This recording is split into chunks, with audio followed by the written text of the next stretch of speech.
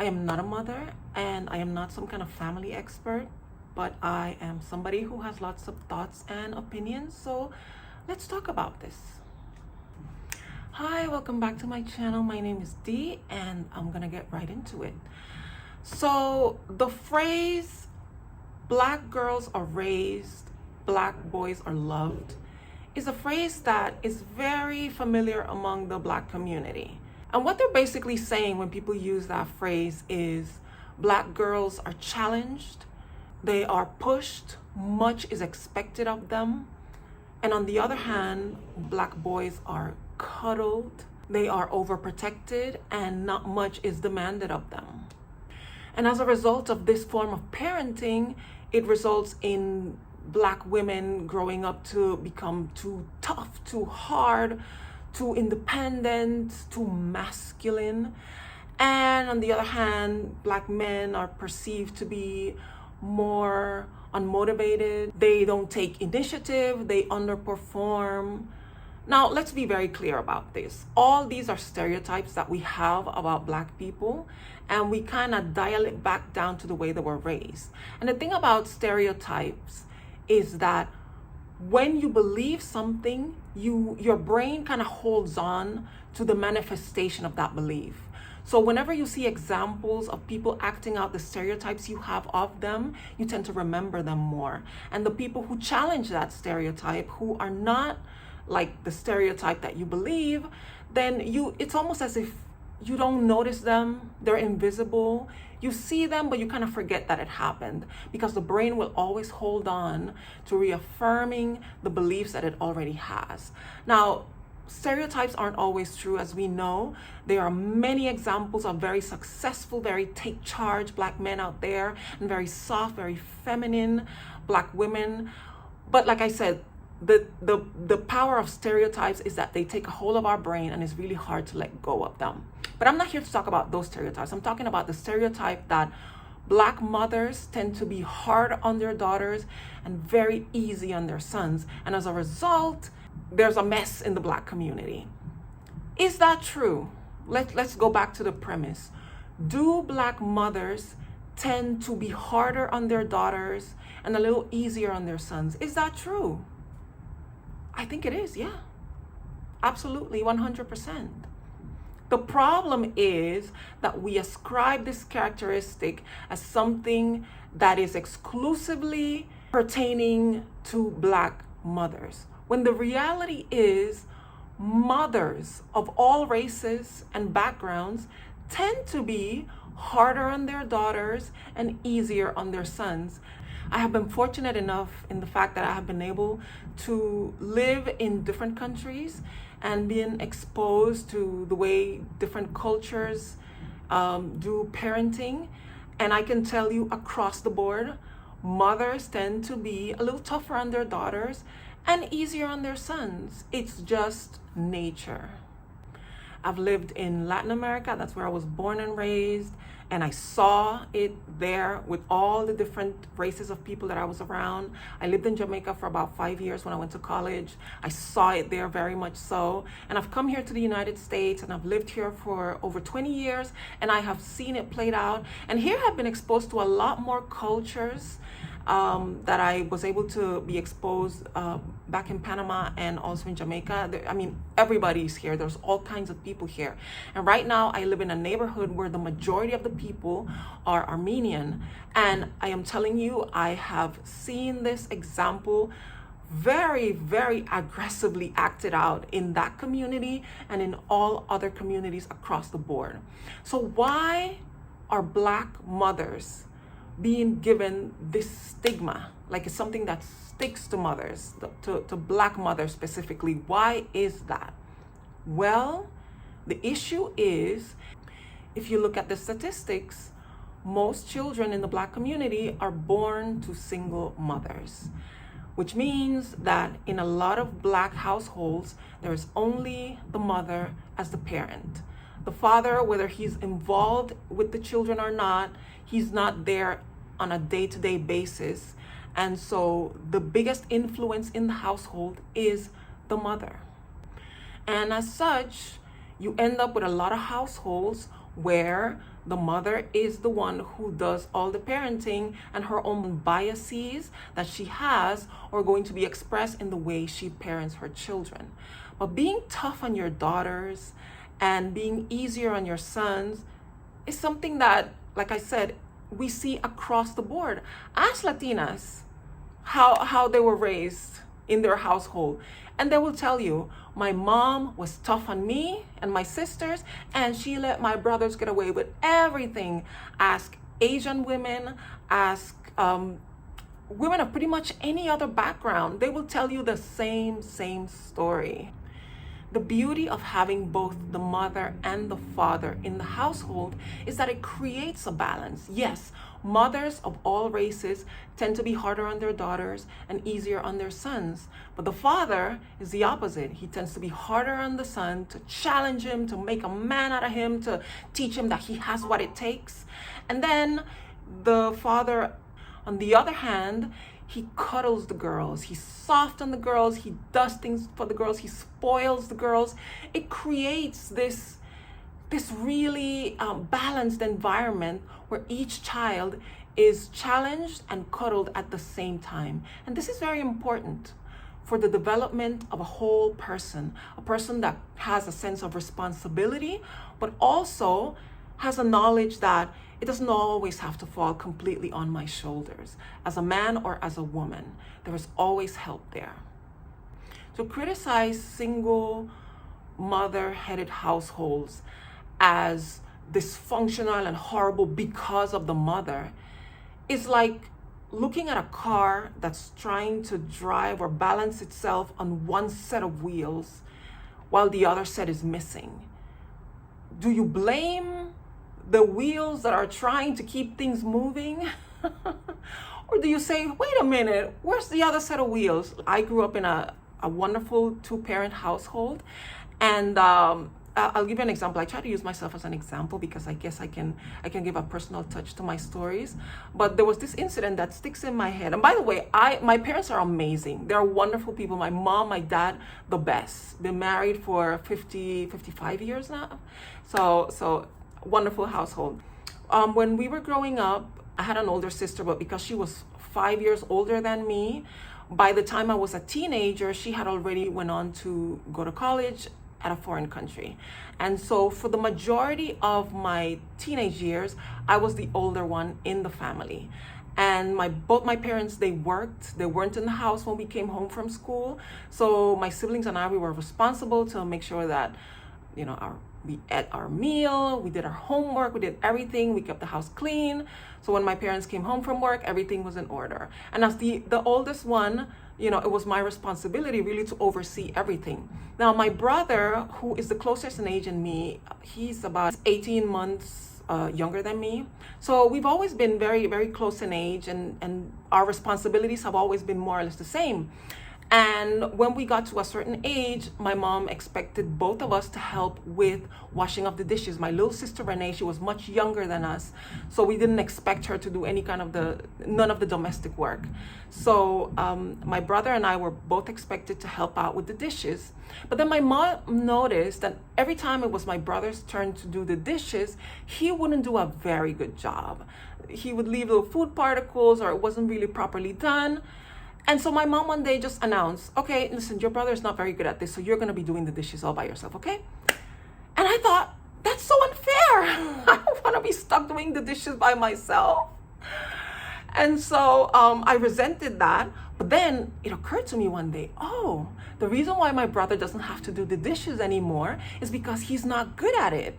So if I stop being good at it, if I start leaving, some dishes messed up, then my mom will also let me off the hook, right? You already know how this is gonna go. So I remember there was one occasion where I did a terrible job with the dishes. I did it on purpose. And then it was one of those nights where my parents took a little while to get home. They got home late. So by the time they got home, we were already in bed. I was already asleep. And I felt a tap on my shoulder. And my mom woke me up and said, you left the dishes a mess. Go in there and do them all over again. And I couldn't believe that my plan did not work. I really thought that by not doing the dishes well, I was off the hook just like my brother. So I was just so annoyed. I got up and I was just in such a bad mood, and I was in the kitchen, and of course I don't back talk. You don't do that. You just don't do that. But I was there just mumbling, and I was just so angry. I was almost in tears, and I was taking all the dishes from the drying rack and doing them all over again. And I was just feeling really down. Like, this is so unfair. My brother gets to sleep and I have to get out of bed and do this. It's so unfair. And while I'm there standing, doing the dishes, feeling sorry for myself, I felt a little tap on my shoulder. And it was my dad. And he goes, "Go back to sleep. I'll finish the dishes. Go back to sleep." So I was so happy. So you see, this is where balance comes into play. You have the disciplinarian mom who expects much from her daughter, but then here comes dad. He's that soft place for her to land. And the beauty of this is that it creates an environment where each child is both challenged and cuddled at the same time. We need both. And when I say we need both, I mean that. I needed my mom to teach me to get it right the first time, because we live in a world where second chances are not guaranteed. So when you're doing a job, do it well the first time. Make sure everything is done precisely the way it's required of you, so that people will know that they can depend on you. My mom and dad, they were both working parents. My mom, she couldn't come home and be expected to clean and cook and do all these things because, I grew up in a traditional home where that's the role of the mom. And so to expect her to come home and do all the heavy lifting after she's been working 8-10-hour days, it's really unfair. So she needed to know that she could depend on me. The older, responsible one who knew how to do the job, she needed to depend on me to get it right.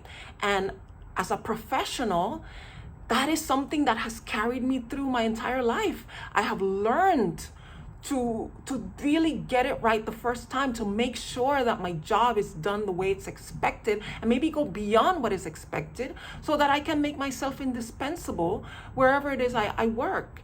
And so that lesson, as much as I resented it when I was a teenager, it has really made a difference for me as an adult, as somebody that people know they can depend on me to get things done. Now, the other side of it, the cuddle part, is my dad, by always, being that soft place for me to land, taught me it's okay to ask for help. You can't always do it all on your own. It's okay to reach out. People will be out there to help you carry things to the extra mile. And that is something that we also need to learn. And this thing about we have to do it all on our own, because if we don't do it, it won't get done. It's great because it makes you the kind of person that doesn't have to rely on others, but it can also be a heavy burden to carry with you. And a lot of women who didn't have that balance in the home, you struggle with that thing of letting go of the responsibility. You still have in your mind this thing, I have to be the one doing it because I can't rely on anybody. And that can be very, very hard, and it can make you hard. It can harden you as a person. So this is why it's so important to have that balance in the home. And let's be very clear, these characteristics, these ways of raising your children can be exacerbated when parents raising their children are in environments that enforce these ways of teaching your children. If you live in an environment where girls have to understand that they can't really rely on partners or structures in society to really fend for themselves, mothers are going to be more likely to be, hey, you need to wake up. You need to understand that when you grow up, you're not going to have anybody who's going to come and rescue you. So you need to be able to stand on your own 2 feet. You need to be able to provide for yourself. You need to be able to be tough and to be strong and to not crumble in the face of adversity, because baby girl, all you will ever know is adversity. So you need to be strong. And I don't have time to cuddle you. I can only teach you to be strong, so when the waves of life come, you don't just get pulled under and drown. You have to be able to paddle, to swim, and to get above the surface so you can survive. Not just you, but your children. A lot of times, the imbalance that we see in single-parent households is blamed on this thing called the Willie Lynch letter.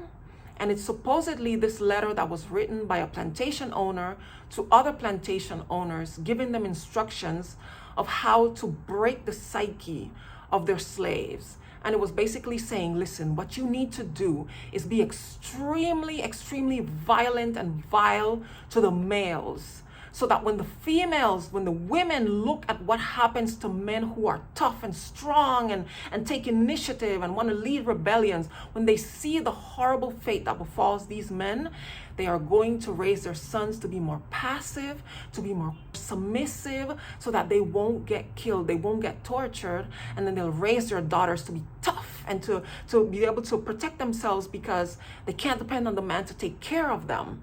And what that's going to do, it's going to create an imbalance that's going to last through many generations, where black men and black women are not going to be able to see eye to eye, because we have stripped them of their natural nature for the woman to be more submissive and passive, and for the man to take charge. If we can break that from them, we will destroy their families forever. Now, from what I understand, this is some kind of a myth. This was something that was made up. And by the way, we need to stop giving too much credit to the slave owners. Like, there were these geniuses who were conducting these social experiments that worked 100 years down the line. These people were savages who took people against their will, forced them to work, tortured them in various ways.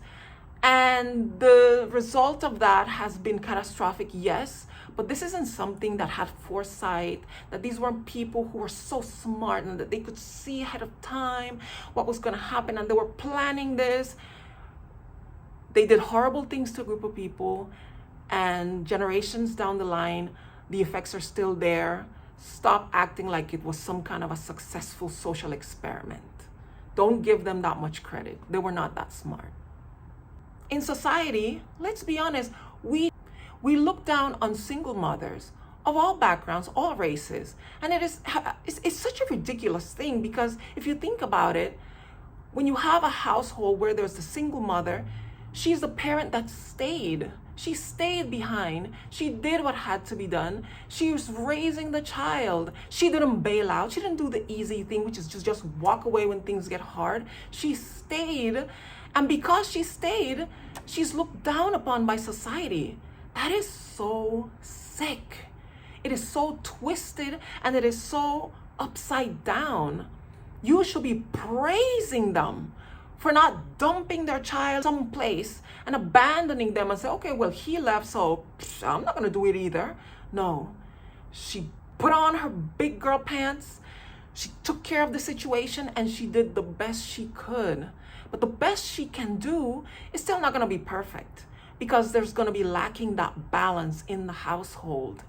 So let this be a reminder to, instead of looking down on single mothers, to uplift them, to celebrate them, to thank them for doing the heavy lifting that her partner refused to do.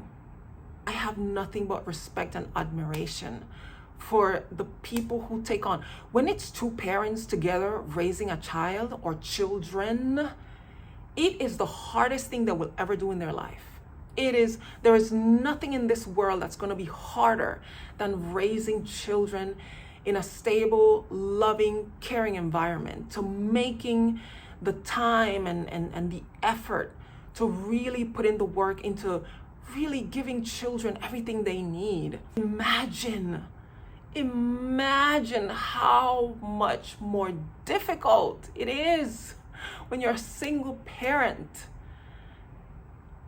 I just can't imagine. My brain cannot calculate the amount of work and effort and heartache and stress that is involved in raising a child as a single parent.